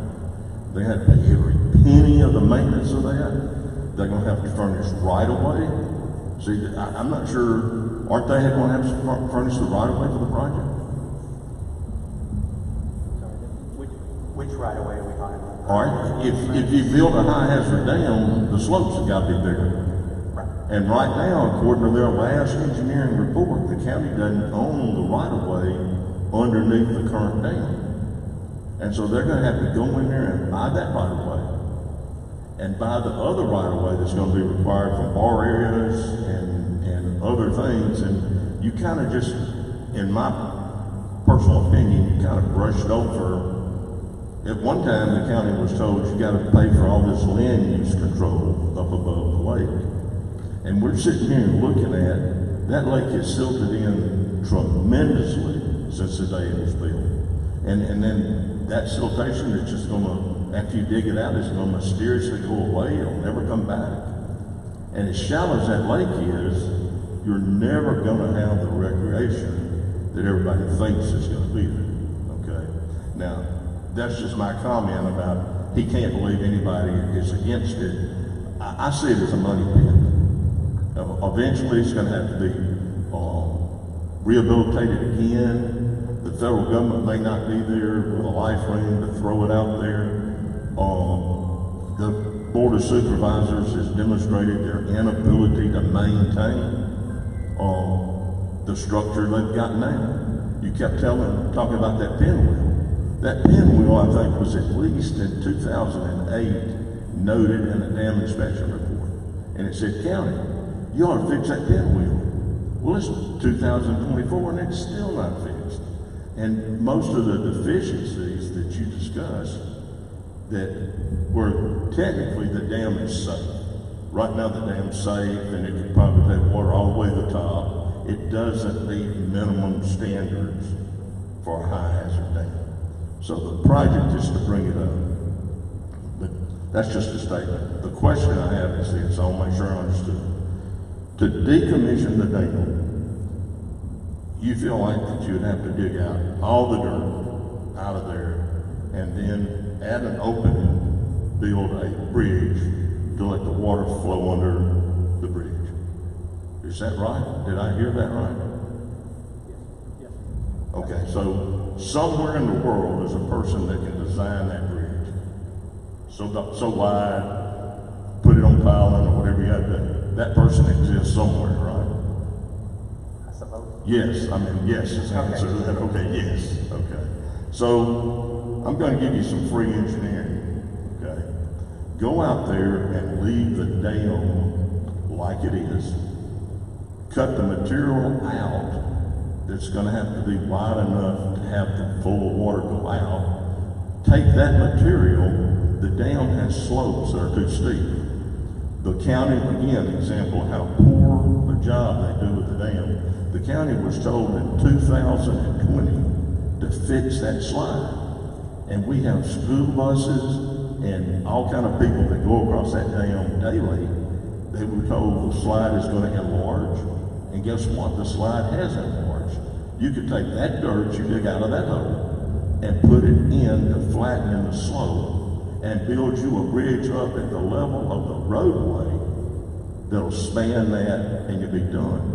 If you build a high hazard dam, and you've got the MDBQ guy back here still, I guess, I didn't turn around and see if he left while going on, but you're talking about leaving that culvert in the dam. Well, if you do a risk hazard study of that dam, and the people who do it know what they're doing, the very first risk they're going to come up with is that old culvert that goes in there. The cracks and joints have been separated again since 2008. They went in there and they tried to do some stuff to it. Did they fix it? Who knows? They have just totally demonstrated a lack of ability to take care of it, but yet we want to give it. I would like your comment about why couldn't you build a bridge up high, cut a hole in it, and use the dirt on the side of the dam to flatten the slope? It's still a dam. If you just cut a hole in it, it's still a dam, regardless. No, it's not. Not unless it's over water. The definition of a levee is a structure that gets water on it every now and then. The definition of a dam is a structure that has water on it full time. Okay. Now you can argue the depth and all, but if you can cut a hole, if you can dig the dam out and put a bridge down at whatever elevation that be, probably around 250 or 255, but whatever elevation you pick, you can put that bridge up higher, it'll just be lumber. But whatever hole is big enough to let the water go under that bridge would be big enough to let it go under a much longer bridge that's higher in the air without touching all of that dirt. Seemed like a great waste of money to me. Mr. Taylor, Yes. Mr. Seals is an engineer, but Mr. Seals throws some things out there that just doesn't have merit. I've got a question I want to ask you though. Is this the first dam that's ever had to be rehabilitated? No, sir. Is this the first dam you've ever done? So dams do have to be rehabilitated. One thing Mr. Seals sort of brushed over is we're going to have to perform maintenance regardless of what's out there. We've got to perform that maintenance. Second thing Mr. Seal seems to be unaware of, or uneducated about, is the channel that goes down through that carries the water out. Someone has to guarantee that at no point will any trees or anything like that fall in that channel and block it and stop it and back the water up. You made a statement between a dam and a levee. If water is ever held for any amount of time, it's a dam. It's not a levee.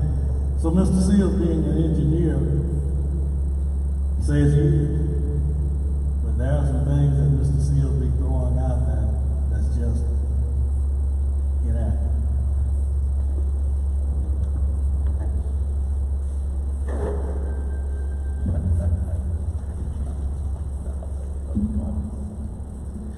I need to get up or sit. Either one. My name is Trudy Allen, and I live out at Bulldog Cove, and I just wanted to, I want to make sure I'm on the record for either I want this lake coming back. I am not for decommissioning at all. So my name is Trudy Allen, and I want my vote recorded. Anybody else want to speak?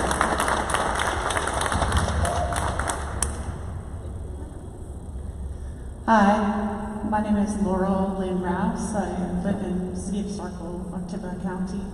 I have a question for Scott here. Regarding the decommission option, you mentioned seeding and sodding. Where in that area would be that seeding and sodding? Are you talking about the entire interior? Yes. Okay. What's currently a mud flat, yes. Okay. Or a sediment pit, and been right, it is filled up with sediment, so yes. Has there been consideration to do something with native plants or, something other than just sod?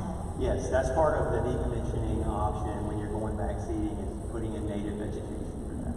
Okay. And I'm saying I it's was gonna be a wetland. misunderstanding your. I probably didn't say that, but Okay. there is part in that to Okay. come back with native vegetation.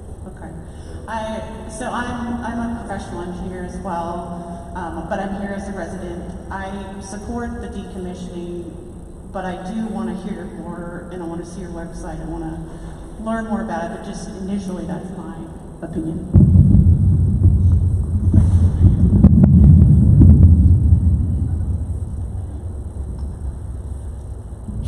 I'm Sylvia Bradley. We have had a house out at the lake for almost 30 years.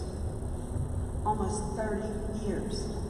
Do you know how tired I am of looking at that trash out there? I am so sick and tired of it. I have a boat dock. Is any of that worked into it if you decommission it? Because somebody's going to have to pay for my place. And I won't be paying the taxes that I'm paying now. Then. Because we paid extra taxes because we were on the water. We paid extra money for the land to build our house on because it was on water. Now they want to do away with it. We've already been years without water. And I'm tired of looking at that trash out there. We've tried to keep it cut back, but it's not possible. And I am for doing it first class and getting it done. That's all. Thank you.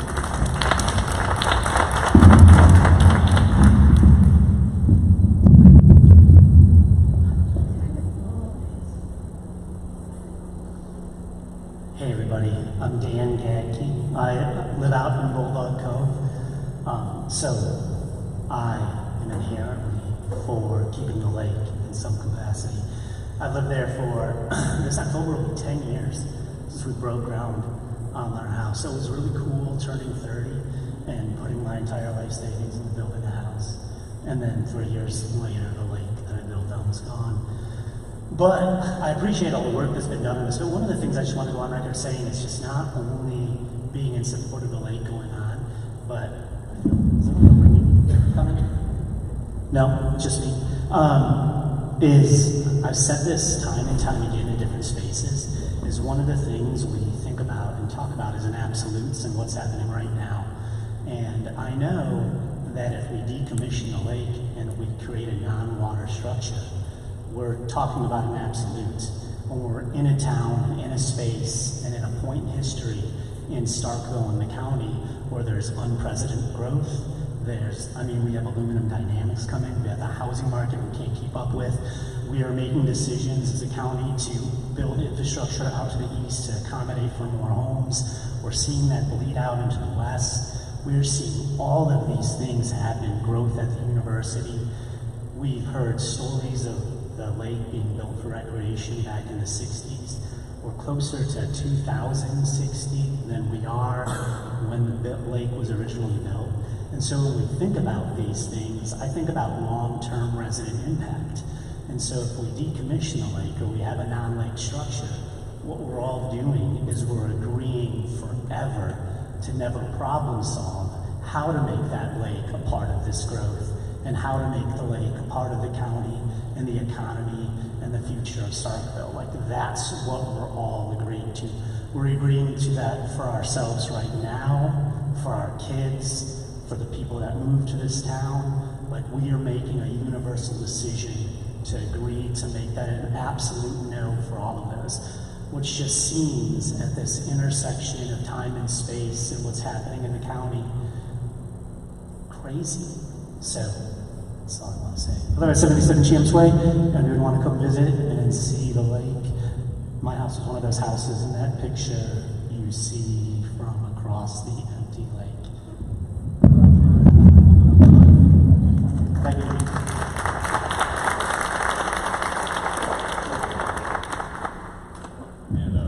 Thank you. This is, again, William Kirk, Mississippi Dam Safety Program. Want to just provide clarification for folks. I know we're getting to a point where there's some contentious discussion taking place. I want to be the first to say, Mr. Sills, as a registered professional engineer, the ideas that you presented absolutely do have merit. I'm sorry, Mr. Howard, but they do. But also, there is something that I think has to be taken into account with that, and I think this is where the clarification may be from Mr. Sills. By definition, in the state of Mississippi, if you were to decommission the dam and cut a hole in the dam, depending upon the width of what that is, there has to be calculations on that width to show that you are not going to be in a position that during a storm that there would be enough water that would build up in that structure that it would act as a dam, as a dry detention basin, as you would understand that. As long as there is the ability that there is storm water that would be collected in that space, it would have to be defined as a dam by the way that we carry that with state law, because it would still have some potential for failure in that event, release a larger amount of water than what would be passing through. Normally we start off with a 30-foot base width for decommission going down to your base, cutting at least 30 feet wide so that we don't have trees or debris that build up. And then we would step that out as required in order to try and get past the idea of, do we want that residual structure to provide some flood protection? Do we want that to slow the flow of water coming from a storm event passing through there? And just wanted to make that clarification for everyone involved. I certainly hear the voices of those that certainly want to try and keep this in favor, and continue to have it in place. And that's something that I think many of us have been trying to work towards from the beginning on the project. So we'll look and see where this goes after some clarifications and no changes. While you got the mic, I've got a question for you. Okay, I understand you don't want to build up all of the extra. All right, so the question I've got, and maybe I didn't make it clear to Scott, was that they're talking about digging off the dam and leaving a roadway, right? Okay. And then somebody is going to size the bridge for that crossing. Well, if that bridge is too narrow, water's going to build up and maybe overtop the road. Now, do we want that, or is that part of your plan? And my point is that if there's an engineer out there somewhere in the world that's smart enough to build that bridge a certain width to pass the water that comes through there, that same width will pass the water that comes through there if you leave the top of the dam in, as long as you open the hole up big enough for it. You can't say, well, we can't just cut a hole in it because water will build up inside the pool. Well, if you dig all of it out and then cut a hole in it to put a bridge in, water could still build up, and don't put the bridge wide.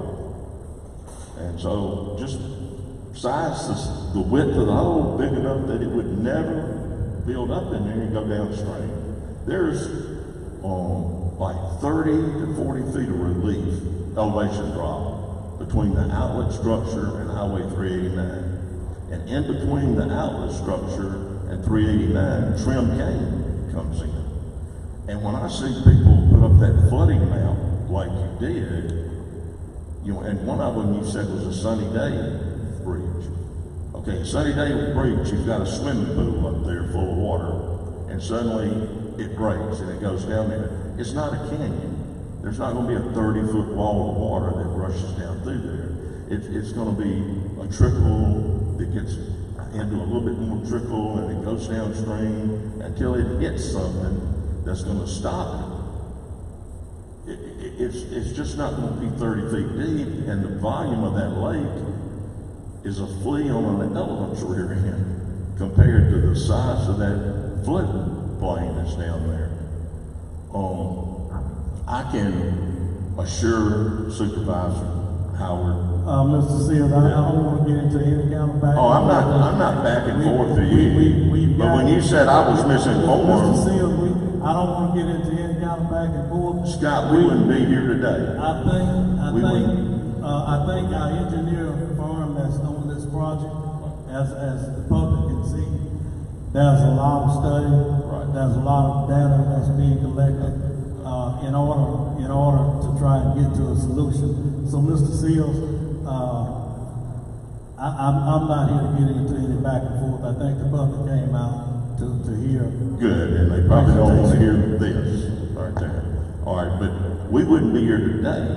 But in the fall of 2019, they had a height restriction, an elevation restriction on the dam. But what the county was doing was inserting some plywood to make the dam hold a little bit more water to improve the appearance of it.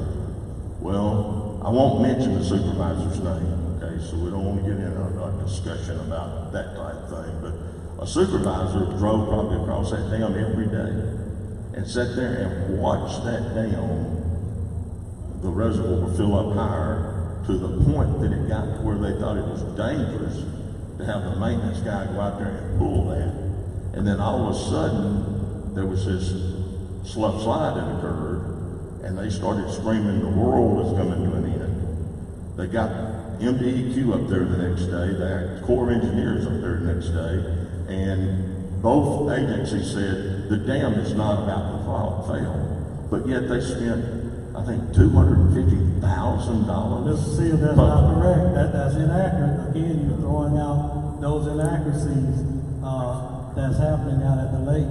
But Mr. Seals, you went to 2019. But what you're failing to mention is Marvell Howard, as a supervisor, didn't say, hey, you know what? I think I'll get the board to close this lake. You know, this lake is unsafe. I think we just want to go out there. The state mandated that we close the dam and repair this dam. So that's all we've been trying to do for years now. It's come to a solution. If you ever notice and you go to either a board meeting or some other place and Supervisor Marvell is there, he always likes to overtalk. I'm not going to sit there and listen. Always likes to overtalk. We time he sits there, spent, you know, he's going to shout you down, okay, well, because that's his guy. Wait a minute. Let me just let the public. I try not to do this, but let me let the public know who Mr. Seals really is.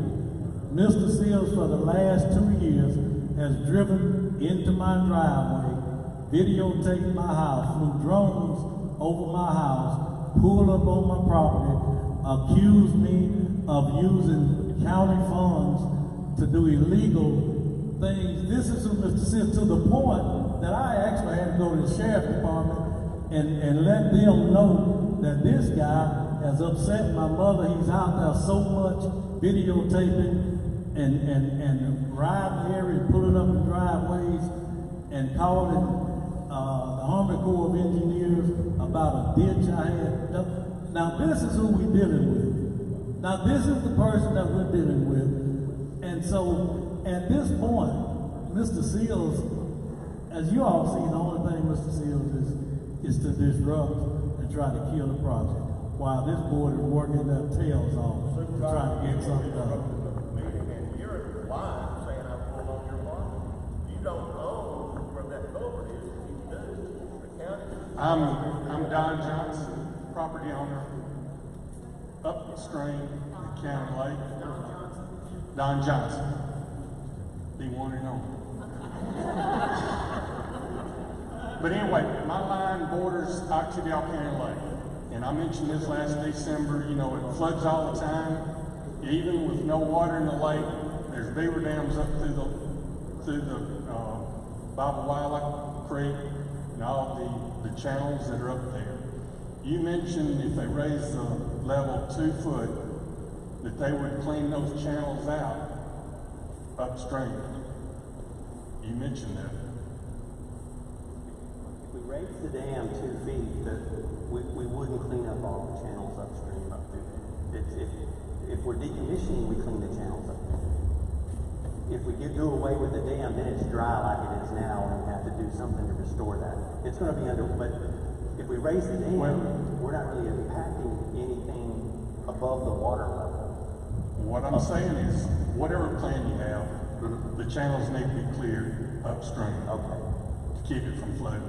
They did that when they built the lake. It flooded up there. They came in and took beaver dams, put trees out to clear it so the water could flow. Okay. Since then, years ago, there's big trees, you know, 20, 30 inch diameter that it's washed out. The canal is washed out, and they've fallen in there, and the water can't flow down through there. So it needs to be budgeted in every plan you put together. Can we get your address? I guess not resident, your address. We may have a split on that. We're a member of the Tom Bigby Water District, and those are the type projects that they come in. Yeah, they remove trees and clear out channels. That's what they do. So we'll get your address and we'll have them come out and take a look at it. I apologize to anyone here that's wanted actual information and to ask questions. You guys got to do better. We got to keep it on task. So while y'all were arguing back and forth, I had to go have a conversation, ask the questions that needed to be asked about the project. So essentially, from my understanding, the county's got funds dedicated to spend towards an option provided by the engineering firm. You guys get to choose one of those options, correct? So, the federal government's giving you funds to spend, towards one of the options he's provided. We don't have any money right now. Yeah.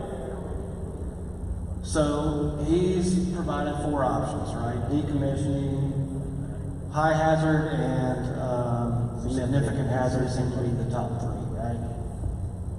And there's lots of questions going back and forth about, okay, we build a high hazard dam. What if they count that as recreation? Then we only get 50% of the money. Well, their choice of deciding if it's recreation or flood prevention is the same, no matter if the county chooses decommissioning or building a dam back. So you can choose decommissioning.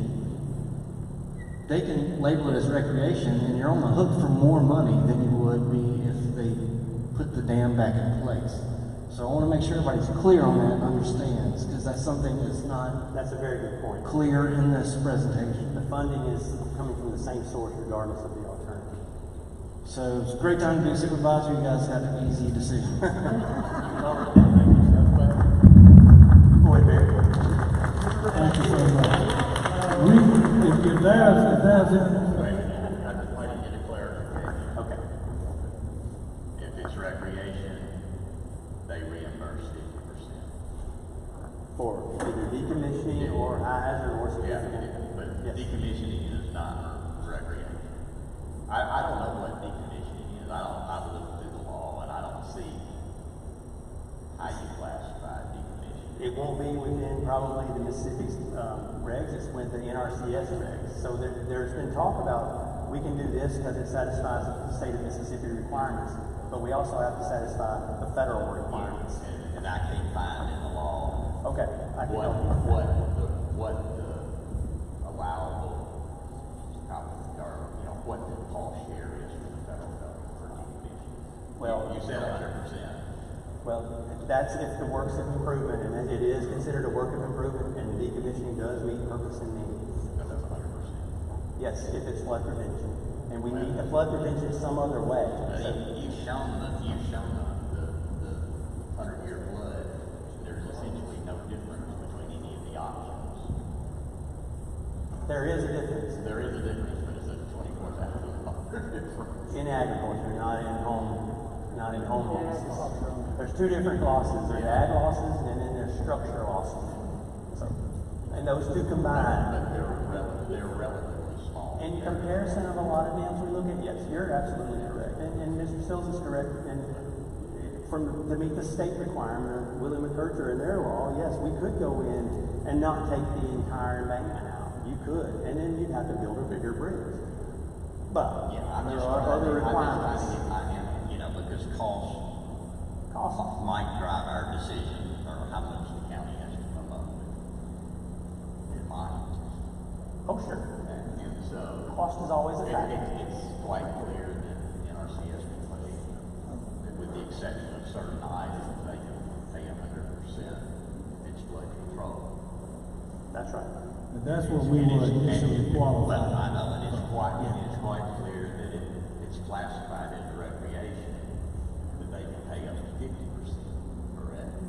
If that is the classification that is agreed upon, which is very subjective. Understood. And we don't really know right now how it's going to be classified because in the traditional sense, usually you want a flood control project to have a real flood benefit. And we got kind of a minute, But decommissioning, I don't know. You tell me, I don't really see a classification for decommissioning. There's not a classification, but it has to meet the same purpose and need as any other structural alternative. You still have to provide the same amount of flood reduction benefits, whether it's buying out the land or whatever it might be. Okay. I wanted to ask something about what y'all were talking about recreation versus flood control. Classified. But can it not be classified as both recreation? Yes, it can, but it has to have a primary and a Some secondary. recreation to it and flood control, so is It 50% can. recreation, 50% flood control? That's a little bit sticky because you can't do the funding that way, is my understanding from the federal government. Let's do this. How many more people want to speak for the first time tonight? Who's going to speak? Anybody else want to speak for the first time? For the first time tonight? Nobody else. We got one more. We're going to do this real quick. We haven't had time with it yet. But let's let him speak and then wants to. I just didn't know. We didn't want to go back and forth this school. It's 8 o'clock. We're trying to wrap it up. My point of view is kind of a middle ground. My name is Clint Benwell. I know you want to have a significant reduction of flood mitigation. Is there any way to have it like lower 2 feet? I mean, I don't want that, but is that possible? Lower the water level 2 feet. Have a bigger opening, keep less water in it, so you're keeping the flood levels down. But I think there needs to be water in that area. Now I'm a tree hugger. I probably don't get along with y'all too well from that note. But one thing I will mention is having this attraction in the area is key for me in this county. I mean, I'm essentially taking my business elsewhere. I don't get a hunting license. I don't get a fishing license anymore. I just go elsewhere, take my boat somewhere else. And you look at the people with KOA, it could be enlarged because of that. I mean, without it, I just don't see, I see it's a wasted opportunity. And I think we do all agree on one thing, we don't want more taxes. I think we're all there, so hopefully I do find a good resolution for that. Thank you for your comment. Yeah, I was just gonna explain the math to everybody what I was talking about earlier, just in case people weren't getting it. So, this project will be either labeled flood prevention or recreation. Either way, you get the same status across the three. If it's high hazard, county doesn't have to pay anything. If it's significant hazard, county doesn't have to pay anything. If it's decommissioned, county doesn't have to pay anything. If it's considered recreation, high hazard, county pays roughly $6 million. Significant, county pays roughly $2.5 million. Decommissioning, so leaving yourself with nothing, county pays $4 million. So, just clarifying that.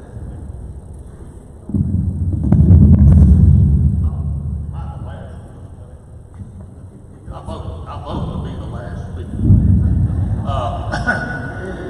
My name is Lavette Johnson, and it would have been wonderful if I could have heard all this tonight, but I just realized I left my hearing aids at home. But I have I've come to a resolution that there was a question asked by our honored supervisor, and I believe, I could be wrong, but I think the majority of people, whether you're for or against it, raised their hand and said, let's do it. My suggestion would be, all this information is fantastic. Let's find the money and get it done. We've been beating around this horse. I mean, this thing wore out, guys. Where's everybody at? It's real simple. Somebody's got a little pool called Washington and tell them we just need $20 million. We don't need that much, but let's ask for 20. Right? And they say, whoa, we can't give you that, but we can give you 15. And I promise you, in 90 days, we'll have a check. Now, I don't know who's going to do it. Who volunteers to do that? We'll find a volunteer somewhere. I mean, really, I'm not joking. That's serious. Well, let me. Have we worn this out? Have we looked at every avenue for money? We got people that promise a little bit here if you do this. Yeah. Some people promise a little bit here if you do this. But we're wasting our time. We've got the first $2 million for the study and design. We've already received that money. We first got $2 million. The county hasn't had to pay a Well, we're waiting on now, design. We've got a letter of commitment for the other portion, depending on what they classify this as.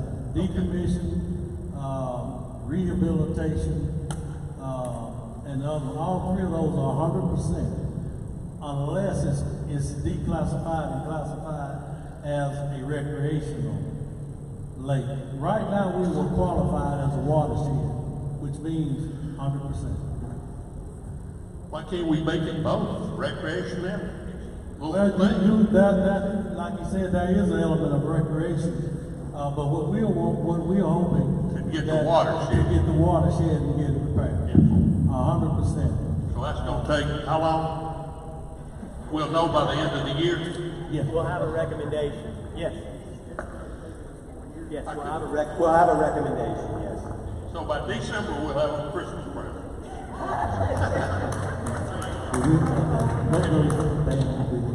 We'll make Dan the last one. I've got a good wrap-up question, well, just a comment, so just to clarify, again, what I'm hearing people say, even if we qualify as a watershed, and we get 100% funding in a flood prevention, and the lake gets repaired, and there's water in it, it can still be used for recreation, even if its primary classification was a recreation. That's correct, right?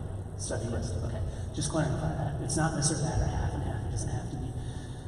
But you kind of just asked my question. You had a what's up next slide.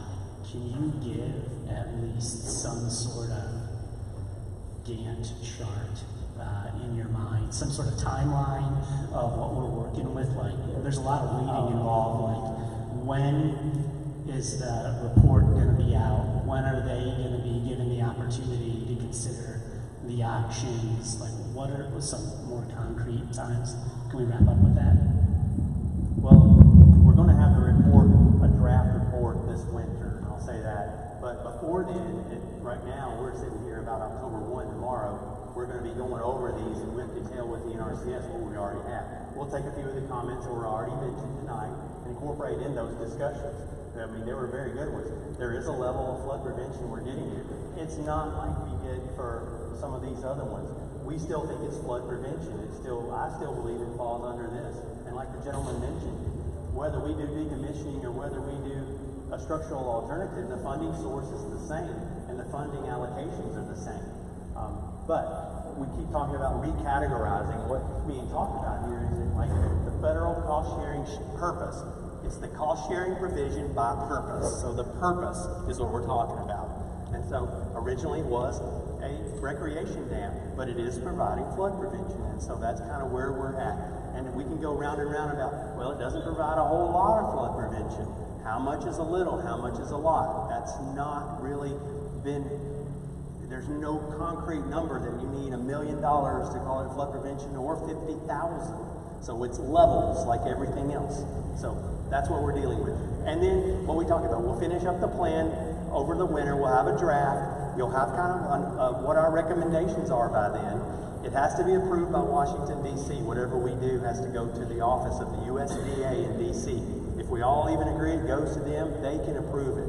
After they approve whatever that is and it gets signed, then we start doing the actual design of whatever that happens. Whether it's a 90-foot bridge or a 100-foot bridge over the decommission, whether it's a significant or a high, it gets designed. A bridge engineer will design the bridge. A structural engineer will design the structure. GO for the dam. We got all those people ready to go. And then you're going to say, when is something actually going to happen? When are we going to have a new dam or no dam? That's hard to say. I don't see it happening in 25. I would say a 26 time frame. It'd be my guess. That depends on a lot of government agencies coming together for approvals. So we want to tell y'all, thank y'all so much. And again, we want to thank these entities that's been working with us to try to get this project done. As everybody has heard tonight, we don't have the option to do nothing. So we've got to do something. And you can best believe that this board is going to keep working until we get this project taken care of. Thank y'all so much for coming.